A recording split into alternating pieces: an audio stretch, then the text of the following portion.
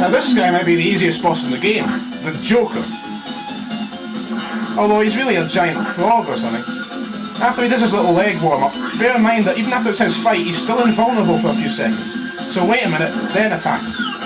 You might as well use the Lancer Force on him. And those balls are the only real threat in this whole fight. They'll shoot little lasers at you, counter-force them, get energy back. You get enough back, you can Phoenix... you can Phoenix Force the guy again if you're half decent. Unlike me. Whoa! Changing weapons can be quite an annoyance in this game. In fact, it's one of the most difficult things to get used to, because you're completely vulnerable when you're standing there and switching weapons. I cannot stress the importance of counter-forcing bullets enough. They give you much needed energy back, so even if you get hit by one of them, you can just counter another one and get it back again. Tank Man! This tank can be quite annoying when you first encounter him, but he's actually quite simple. His health really drains fast. Basically, as soon as the fight as soon as the fight screen appears, fire your laser Lancer. When you see a missile coming towards you, Phoenix Force right through him. When you get behind this boss, he has a habit of running straight back into you, but that's fine, just teleport past him before he does that. We are now past the beginner area of the game, where you can tell because the music changes for the stages. This game has quite a convoluted plot. Your hero Epsilon was a member of some terrorist group, and that guy on top of the train there is taken over from Epsilon after he got sent into some other dimension. But then Epsilon morphed into the body of some orphan boy and decided to take on the terrorist group, but only after that guy with the claws up there killed some little girl. I don't really understand it myself. At the end of the day, you're shooting things. Now, this boss is really quite annoying. First of all, he's visible, and his head's the weak spot, so shoot that with your Lancer, or with anything that you think you can hit him with. I recommend the Buster Force, really, especially for what happens later. When he comes to the side like that, get your Lancer out. Or your Flame. Actually, the Flame might be better for this, I don't know. And teleport as soon as he starts to fly at you. And pretty much a major secret of all the bosses in this game, really, is to teleport as much as you can. Now,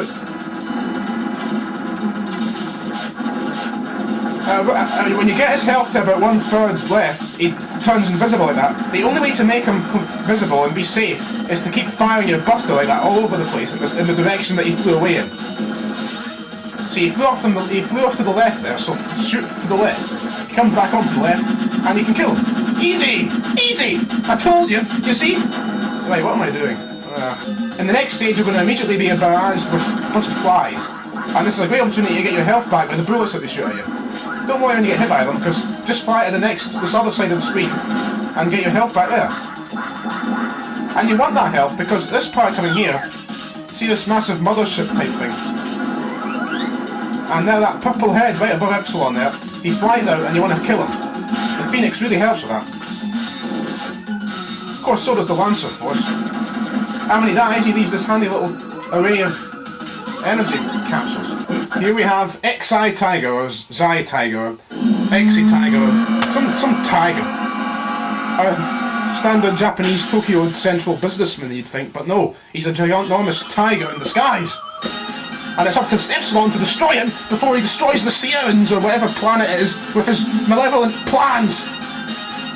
Now, he jumps around at first, making him completely vulnerable. Switch to the standalone, standing still student type and blast them with your Flame Force. When he makes an attempt at shooting at you, use the Phoenix Force on him. Now, my strategy for the rest of the fight is, he does several things. He'll do that. When he does that, stand still and do that to him. His body is the weak point, so get inside his claws and stab him. For the big boss of the terrorist organisation, he wasn't that hard, was he?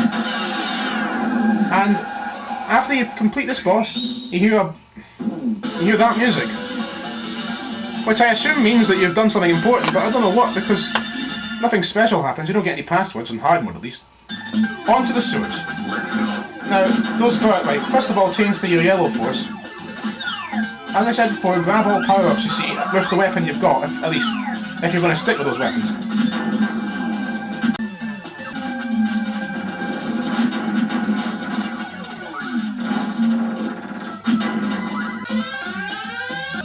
This fish thing can be really annoying.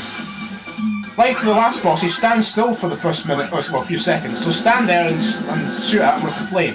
Now, he flies out of the water and tries to take you down with him, which doesn't do much damage, but it's very annoying because it can be hard to dodge. Now I kind of stand here and flake Phoenix at him. Now then. Whoa! Okay, sooner or later he'll come out and not charge it, but he'll throw these pellets at you. Get the energy off him with the counter force, and you'll recover your energy to Phoenix him again. And there you go, down in 2 hits. It's simple when you know how. Now here's an odd boss.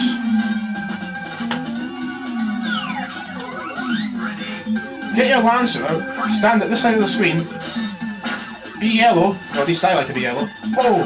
Doesn't usually do that, I'm telling you that. Okay, fire the Lancer at. You know, I swear he's never done what he just did there to me before. Alright. Now you should be, you have to jump for a couple of scorpions, but you should be alright to just stand here and keep blasting at him. When you run out, switch to your other Lancer. Now he'll turn invisible about now, but not before firing a laser, which I almost successfully countered, but I got hit as well. Right. Anyway, he reappears at the side you were on, so get to the other side and fire. Hopefully he'll go down before he does anything. If he doesn't, he'll fire lasers at you, which you can use the counter force on to fire them back at him. I should have mentioned these things. One appeared earlier. The only way I think you can damage them is by countering the laser back at them. Although, as it happens, yeah, he almost went down before I could kill him there. Whoa, I hate those things.